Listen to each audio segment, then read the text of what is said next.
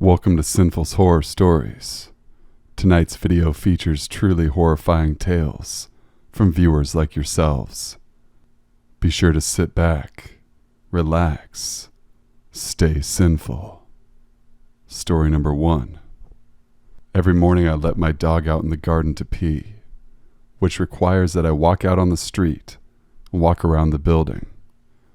One morning at 5 a.m., I went out the front door with the dog, and as usual, she likes to sniff the gravel out front. I spotted a man on the opposite side of the road, watching me. Not thinking much of it, I just looked away to show him I wasn't interested. When I looked back up, he had walked closer, so I looked back down. I looked up again one final time, but this time he was standing right in front of me, on the opposite side of a small fence.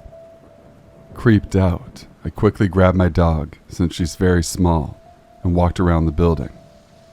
I felt his presence behind me, so instead of being trapped in a small garden with him, I circled around the building and went back inside. A couple of minutes later, I'm standing by the kitchen window, which overlooks a parking lot. When I looked up, I saw him again, leaning against a small shed, just watching me. I quickly walked away from the window, freaked out and figuring out what to do. I contemplated whether or not I should take a picture of him, but eventually decided not to. When I looked back out the window, he was gone. He had completely vanished. Story number 2. I was around 14 years old, riding my bike at night and taking some photos. I decided to ride on top of a nearby mall to get a better view.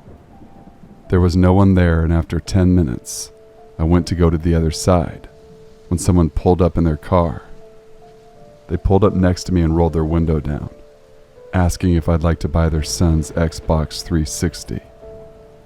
I declined, saying I don't want one since I had a computer. He offered to bring me back to his house to look at it, and at that time I didn't realize how terrifying this situation was, and how badly it could have gone. The mall I was at had lots of cameras, so I assumed he was trying to make it look like I was leaving with him willingly, like I knew him. I wasn't going to get kidnapped. I told him I didn't have any money for it, and to have a good night. He went and pulled away to the ramp entrance to the parking garage above the mall, and after a while I slipped away at the other exit. Story number 3. My name is Alex, and I recently posted a story on this channel not long ago. The story continues from when I received a text from a man who broke into my home and chased me into my bathroom. After getting that text that read, "You were lucky in that bathroom," I couldn't sleep. Like I said, I was so paranoid that guy was still out there watching me. I kept taking a quick look through my blinds to see if I could see anything. That's how I spent that night, checking through the blinds and watching South Park. I reported the text to the police the next day, and they said they would look into it. Life goes on, and I still had to go to work the next day. Like before, I would get home around 3, 2 or 3 hours before my mom would. I was scared to enter my own house, to be honest, and did so with caution. I tried to relax and not let this fear take over my life. I went to use the bathroom, and then walked into my bedroom to change, and then headed downstairs to make a snack. As I was walking downstairs, I noticed the front door was open. When I say open, it was slowly swinging like someone had quickly darted out the house. I tried to think rationally and thought maybe I left it open, or maybe I didn't close it properly, and the wind had blown it open. That night around 12:30, I received another text from an unknown number. This time the text read, "Check under your bed." My heart started racing, thinking that guy was under there hiding. I checked under my bed. He wasn't there. There was an iPhone. I received another text shortly after. Go into messages. I checked the messages app. There was only one mail. It was a video. Nervously, I hit the play button It was someone recording themselves placing a phone under my bed, scanning my bedroom, and in the audio background you can hear me coming upstairs, and then see me heading into the bathroom that was filmed through a crack of my bedroom door.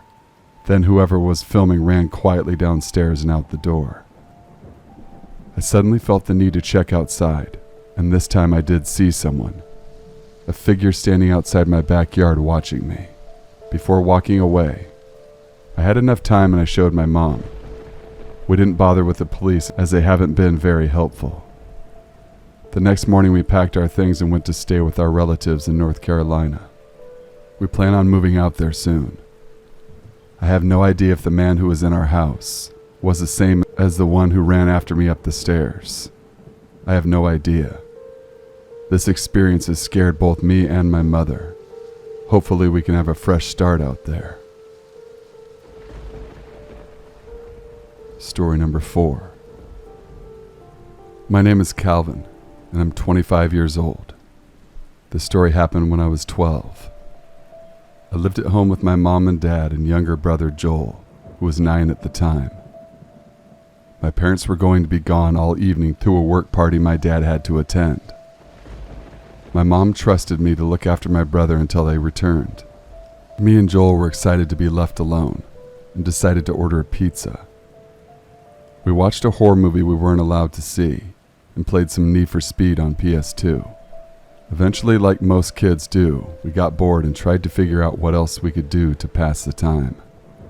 I remember we still had our old Nintendo 64 packed up in our attic, and it had been a while since we played it, so Joel and I decided to head into the attic to see if we could find it. I'm not sure how long we were looking around, and I didn't know what the time was, but we couldn't find the Nintendo 64 anywhere. "It's not here," Joel said. "It's in here somewhere," I replied. At that point we heard the front door open and close, and I said, "Mom and Dad are home now. Ask them where it is." I continued looking while Joel went and asked our parents. Not even 30 seconds later, Joel came running back into the attic. "What did Mom say?" I asked. "It's not Mom and Dad," Joel loudly whispered. "What? What do you mean?" "It's some strange man." I started to hear footsteps coming up our stairs. As quietly as I could, I pulled the steps up and closed the latch, praying the man didn't hear anything. I gestured to Joel to keep quiet by pressing my fingers to my lips. I could see the latch to the attic was being pulled, and I quickly grabbed it and held it as tight as I could. After a few tries, thankfully the man stopped, and I could hear footsteps walking down the hall away from the attic. Unfortunately, one of the boxes we had been searching through fell on the floor and made a large noise. At this point, the man ran back up to the attic latch and started yanking the cord, this time very aggressively, trying to force it open. I wasn't sure how long I was able to hold it for. I told my brother Joel to go and hide. I don't know why, but the man abruptly stopped and ran off somewhere. I assumed out of the house. I still held a firm grip on the attic latch. I knew it was safe because I heard our parents downstairs calling our names. The man must have heard them and got spooked and decided to run away. Joel and I ran down to our parents and told them what had happened. The police were called and we told them what happened. Also, Joel gave a description of the man as best as he could. To this day, we had no idea who that man was, how he got in, and what he was planning on doing. It's scary to think what might have happened if we weren't in the attic. Story number 5. My name is Rose. I'm 28 years old. The story happened to me last week. I was sitting down one evening around 9:30 p.m. watching TV when I could smell smoke coming from the window behind me. This confused me a lot, as I live in a very rural area next to a large forest. There are no walking paths of any kind, and my nearest neighbor is about a mile away, so there shouldn't be any people around this area, especially this time of night. I peeked out the window and couldn't see anything. I let it go, About 30 minutes later, I could smell smoke again. I checked the window and still couldn't see anything, but this time I decided to go outside and have a better look for myself. I couldn't see anyone or anything, but what I did see under my windowsill were about 10 cigarette butts and lots of footprints. I immediately felt sick and became very paranoid of my surroundings. I quickly ran inside to phone the police, but the phone was dead, and then I looked for my cell phone but I couldn't find it. As I was too distracted with searching for a phone, I failed to notice the muddy footprints that have led into my house and up the stairs. I looked up the stairway and saw 2 men standing there watching me. I screamed and ran outside and slammed the door behind me. I heard footsteps bomb down the stairs. I ran as fast as I could down the road and kept looking behind me, and I could see the 2 men weren't following me. I decided to run all the way to my nearest neighbor, a mile away, and call the police. It took a while, but the police did arrive and escort me back to my property. I anxiously waited in the police car as they searched my house. Thankfully, nothing was stolen or damaged, except my cell phone. The police also saw the intruders cut the phone line. They snuck in as I was searching around outside. I spent most of that night paranoid while searching online about home surveillance. I kept checking out the window to see if anyone was around, and there was. I could see in the distance, in the woods, 2 men standing there watching my house. I'm now considering moving. Story number 6. I grew up in a very small town surrounded by farmland. When I was 17, I bought an old convertible from Craigslist for a couple $100, and of course, thought it was the coolest thing that ever existed, so I spent as much time as possible in it. Also around this time, I'd heard from 2 separate friends in school that their dogs had gone missing, about a few weeks apart. While this was really sad and I felt for them, it wasn't exactly uncommon in a semi-rural town where a lot of yards either didn't have fences or just had run-down ones. The 3rd dog to go missing that I heard of was actually my neighbor's. Her name was Molly and she was a poodle. 2 nights after I heard about Molly, I drove my car to this long dirt road at the edge of town to have some alone time and smoke. There are no houses on this road, and it's over a mile long. It's surrounded on all sides by woods for a section, and then by an enormous cornfield. At one point in the road there was a small gravel patch off to the side, cutting into the corn a little bit, and this is where I would park my car. I'd done this a couple times before. I took the roof down, turned the car off, and sat for about 10 minutes in the quiet, just enjoying the night to myself. I'd like to mention here that this road is about as out of the way as it gets, and the corn stretches for over a mile in both directions, on either side of the road. This is not a common place to see another person, not even during the day. I started to hear some rustling in the corn. I passed it off as being very paranoid, but the noise kept getting closer, and it became pretty obvious that there was a person coming my way. I was extremely confused and weirded out, and I completely froze.